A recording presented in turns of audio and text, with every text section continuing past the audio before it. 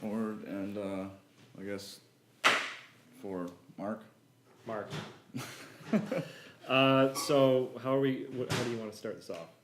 I think we're going to do... Should we do introductions? Yeah, introduce ourselves. Okay. I'm Grant Baxter. My name is Aaron Alessandrini. This is Laboratory Vinyl and Sound.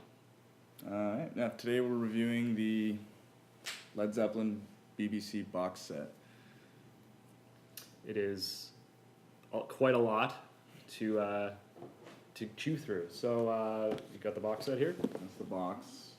We opted for the strictly vinyl set, which is a $75 price difference from the deluxe, which comes with CDs, the coffee table book. Yes, the Super Deluxe edition comes with the coffee table book, which I would like to have, but we didn't think it was necessary because we bought it for the music, not the packaging, right? And unfortunately, the base box set did not come with download cards. All we got was just the vinyl, the 5 discs, and the insert. The fold out too, which I have here. Let's see. Lovely. Mm-hmm. Very nicely laminated. They use liquid laminate on this fold out and the jackets as well. Do you have a jacket? Yep. There's a jacket. So on the jacket, you can see that we'll do a little close-up from the after. Yeah, we'll cut some close-ups in. Yeah, so first things first, if you want to give just a quick, brief history of the collection and what they were trying to do and why. Well, the purpose of the BBC recordings was really for BBC's own purposes, playing back various bands of music on their radio and television programs. There's actually a law or a restriction that was put out by the recording labels that only at the time, BBC was allowed to air 5 hours of recorded material per week on their television and radio stations. Mm-hmm. This is commercially recorded, so recorded by Atlantic for Led Zeppelin in particular in the studio. So what BBC did is they went to Atlantic and they said, we'll have, we'll pay you a licensing fee. Led Zeppelin will come to our studio, we'll record, and then we'll use the material for our shows. Mm-hmm. So basically that's what comprises the BBC sessions. This wasn't actually the first one to be released. I believe it was 1997. 97 is when this first came out. And this is a reissue with some additional content, and they've remastered it to make it sound a little cleaner. Mm-hmm. We got a bonus disc with this that was not in the original box set, and it's got a bunch of other unreleased tracks, I think it said. It was Sunshine Woman was a track that was never commercially released by Led Zeppelin. And interestingly, the master tapes were lost. The master tape was lost, and they only had an AM radio recording. Which is what you'll find on the bonus disc. So the B-side, the last few songs, the sound quality is atrocious, but it's there and it adds to the package, right? It adds to the overall value of the box set, because box sets are really, you're buying the experience, you're not buying the recorded music. The idea is to give you something more. Yeah, you're owning a little chunk of history, which is nice, and especially with Zeppelin trying to collect all the various albums for all the songs you like. At least with this, the majority of the ones that people recognize and enjoy are all in one place, even though there's some different versions of them. Yeah, there are multiple versions.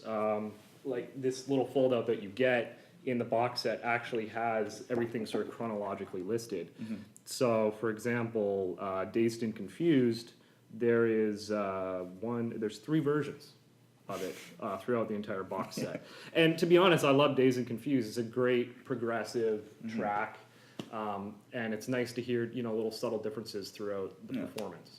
The majority of these were recorded for Top Gear, right? The original. Actually, let me reference this once again. You Shook Me. Mm-hmm.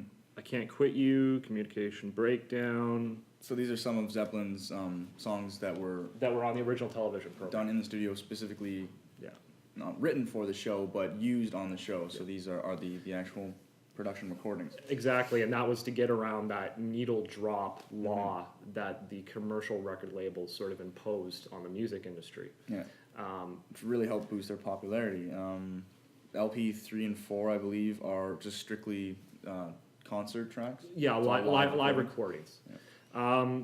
And that brings me to the quality of the recordings themselves. Basically, it was anything in the Media Vale studio, in my opinion, was recorded exceptionally well. Some of the tracks had incredibly bloated bass. So from an audiophile standpoint, you know, the quality of the content is all over the place.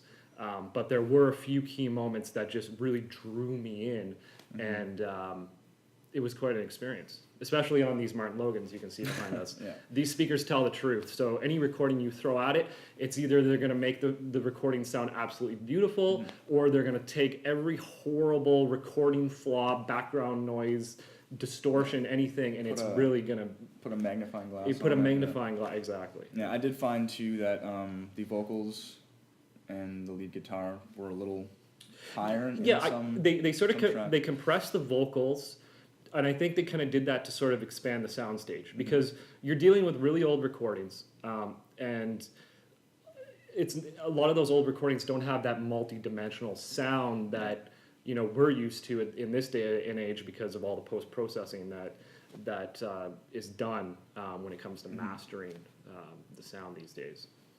I mean, you have to kind of at least take it at face value. Was it Jimmy Page produced the entire box set? Yeah, I mean, you know, the whole Led Zeppelin franchise is really his, you know, it's his brainchild.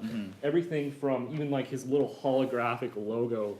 I'm just gonna bring this into the frame here. Is on the back of all of his new pressings. And yeah, I mean, it's a really good marketing effort, in my opinion. One of the other things I didn't really enjoy was the quality of the inner sleeves. They're just a paperback with like a plastic fill. Yeah, like so they're polyaligned, but they feel cheap, especially for something of this value, and something that you're probably going to have for the rest of your life. Yeah, when you're paying upwards of $125 to $200 for the set. Yeah, what we did was we upgraded all of our sleeves to mobile fidelity. Because I mean, if you want a nice, clean, precious record, you're going to keep it that way. That's just one of the only little gripes that I had. Oh, and why don't we could talk about the lamination technique as well. I actually have what's the date on that deck? This was pressed in 1976, and British pressings, their outer jacket always had a laminated finish. Now, this is what we call in the printing industry a film laminate, whereas these modern jackets have what we call a liquid laminate.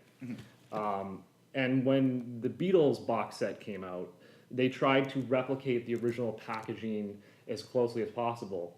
So they used the same sort of techniques to construct the outer jackets, whereas these jackets, albeit very high quality, they're not representative of something that you would have found during that 60s and 70s contemporary that the music was originally, when it was originally pressed for commercial. Yeah, so the difference being there is they would take a clear film and actually lay it over the jacket, whereas now it's actually part of the process. It's a liquid that's sprayed onto the paper. Yeah, it's, you know, after it comes off the offset press, it gets treated. So I mean, overall, you're getting a really clean, concise look, but it doesn't have that authenticity, that feel. Oh, one thing that I noted was record number 3 was really loud. And I don't know if this was somebody messed up mastering. I don't know if this happened when they actually were cutting the lacquer, or if it was just the source material was giving them a hard time. But to me, it was just excessively loud, and I'm not sure what the motivation was there, but that's just something I noted. No, there were definitely a few bumps in sound. I think I'd even you could hear some variance in the vocals, and that's just because he's bouncing back and forth on stage. But like, just, you know, for this loudness, it just seemed excessive. On the B side of the second LP, I had written that How Many More Times had odd volume drops in it. Yeah. wasn't very consistent level, so it would be, you know, really quiet at times and then pick right back up and then drop again. And I mean, again, this can all be indicative of the fact that, you know, this recorded in like the late 60s live. Yeah. So I think that's the big theme of this whole box set, is it is very raw. And you get that sense. I mean, that's like Led Zeppelin in a nutshell, right? Yeah, I mean, Led Zeppelin is an incredibly unique group, and they have, you know, very unique beginnings of how the band formed, and their musical style has quite a wide variance. So it's nice to experience it through the box set. You get their music has a very visceral quality, and you can really feel that even with this box set. And I reiterate, at times I got lost. I just was lost in the sound. It was enjoyable, but then, you know, one of those little niggles might appear where the volume's messed up or there's a bit of distortion. Actually, speaking of distortion, one of the records had an incredible amount of syllabants that my cartridge was picking up. And I played back on an 1895E, which is a very high quality entry level Audio-Technica cartridge. It's not the best, obviously. It's like a sub $100 cartridge, and it is known to pick up syllabants in recordings. But this particular record, the syllabants was almost unbearable at some points, whereas other tracks throughout the box set, the syllabants was minimal. And if you're not familiar with syllabants, that's sort of the distortion of, you know, that's the S's. They sort of develop a bit of distorted imaging. And again, Martin Logan speakers, because they're electrostatic, really gonna bring that. They out. really bring it out, and they also, for vinyl lovers, they bring out the pops and clicks as well. So you're hearing a lot of. You'll hear surface noise and things like that. And you know, as far as surface noise goes on the record, it was fairly consistent throughout. Our copy was fairly consistent throughout the entire box set. I would say there was probably a dozen pops per side, which is not a lot. But the vinyl was quiet enough that you actually could hear the tape hiss in the quieter passages, which is a good indication of, or is rather an indication of good quality vinyl. I mean, and we can say this from a good baseline because we did hydrosonically clean all of these records before playing them. So, I mean, they were spotless. It was zero particulate, and every noise and thing that you were hearing is actually in the recording. Or the pressing itself. Or the pressing itself, which is where you got the G run, I think? The stamper was G. I believe was what was marked on the dead wax or inner matrix of the records. Of course, I don't think they were all G, but they're all in around, you know, that far into the production run. Yeah. So it's not the farthest from the mother, but it's still there are a few stampers down the line. Yeah. And again, this is a huge mass-produced box set. They're actually they were talking about numbering the Super Deluxe Edition up to 20,000 copies, and I was reading some stuff throughout the internet where people were sort of making fun of that. They were saying, why would you bother to number up to 20,000 copies the version with the coffee table book, and then just stop numbering it? And I guess they probably ordered originally 20,000 copies, but they're leaving, you know, room for in the future if they want to do a second repress. So you can get your not so limited edition. It's the not so limited edition, which we seem to find is becoming a trend with these, you know, limited edition records. For example, Blade Runner, we both own copies. We received the second pressing and they were not numbered. The original pressing for the Blade Runner soundtrack was numbered. And again, Mobile Fidelity, they number all of their records. But some of the numbers are insane. I think I have a copy of Weezer, their Blue album, and it's like 47,000 or something. Which with some of these larger corporations, it kind of takes the wind out of your sails in the sense of owning a limited edition. Yeah. There's a few companies, though, that are doing that quite well. Yeah, like Ghostly, for example. Ghostly, I have a few that are limited to, say, 500 to 1,000 runs worldwide, and that's it. Once that run is done, they don't press it again. Yeah. And if they decide to, then it's a completely different pressing. They'll redo something or they'll add something. A different color of vinyl. It keeps it separate, so now you actually have a limited quantity. Yeah. Which is, as a collector, that's desirable. That's what you're looking for. I mean, again, it's something like a box set like this. It's not. You don't have to expect something like that, but if they're going to say limited, it should be limited. And you are paying a premium. $125 for 5 records, no matter how you cut it, is $25 a record. Yeah. You know, but then again, a single Led Zeppelin album, a new repressed, remastered Led Zeppelin album in Canada ranges from $35 to $40. So I guess from the consumer standpoint, this might seem like good value, but we know otherwise. I really think that, you know, they should have made something a little bit more special than saying, oh, for $200 you get a coffee table book, and it's only limited to 20,000 copies.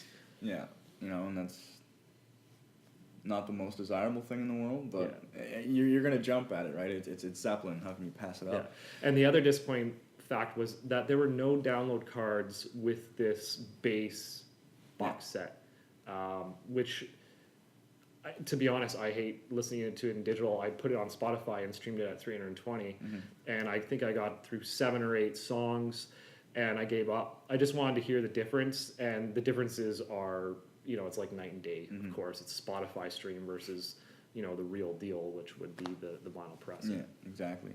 On the plus side, the records are 180 gram. Which is really They nice. actually are 180 grams. Sometimes you'll see records marketed as 180 grams. They're not 180. These are pressed very well, and I'm curious to know where they were pressed and who pressed them, because, you know, my favorite pressing plant is Quality Record Pressings, QRP, owned by Chad Castle.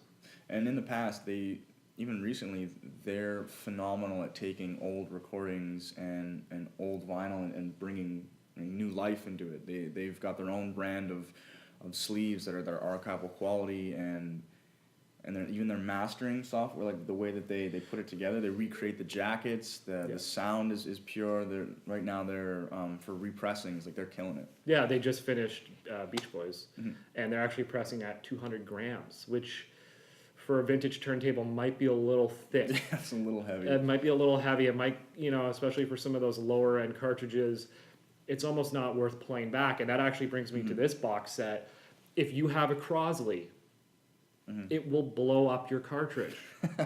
This stuff is full range. There's no compression, and I'm going to touch on again. The sibilance on that Crosley will probably be so unbearable that you'll have a bad experience. So really, please, if you're going to look at investing in a piece of musical history or memorabilia like this, consider the equipment that you're playing it back on, because it always makes a huge difference.